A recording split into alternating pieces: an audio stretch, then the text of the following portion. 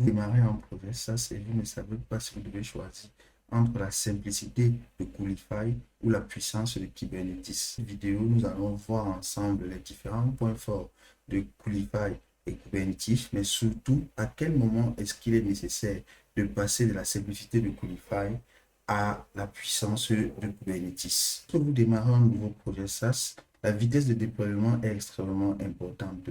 De ce côté, Coolify a un gros avantage. Il permet de déployer des solutions de manière rapide à travers des projets open source qui vous permettent de réaliser rapidement des MVC puissants et de qualité. Il propose un panel d'outils qui te permet rapidement de poster des fonctionnalités qui vont te permettre de pouvoir rapidement mettre sur pied ton SaaS et de pouvoir le tester. De notre côté, Kubernetes est un orchestrateur très puissant qui permet de gérer des applications à très grande échelle.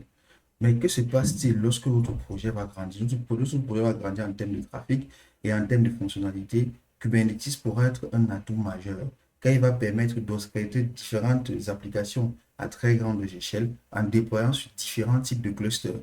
On pourrait dire qu'en fait, Coolify permet de réaliser des applications extrêmement rapidement, mais généralement sur une machine physique ou un VPS unique, alors que Kubernetes va permettre de faire des architectures distribuées pour des actions à très grande échelle avec de gros volumes de données et une architecture extrêmement beaucoup plus complexe. À quel moment est-il nécessaire de passer de Coolify à Kubernetes? Premièrement, lorsque l'application devient plus complexe, on a besoin des architectures en temps réel distribuées comme avec Kafka pour certains types d'applications. Deuxièmement, lorsqu'on a besoin d'utiliser plus de ressources au niveau du trafic, lorsque la résilience et la persistance de notre système devient une priorité.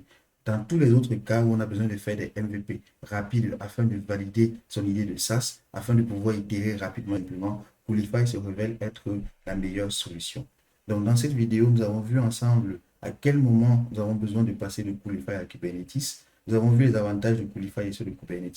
Si vous avez aimé la vidéo, n'hésitez pas à vous abonner et de liker cette vidéo. Et moi, je vous dis à la prochaine pour une nouvelle vidéo.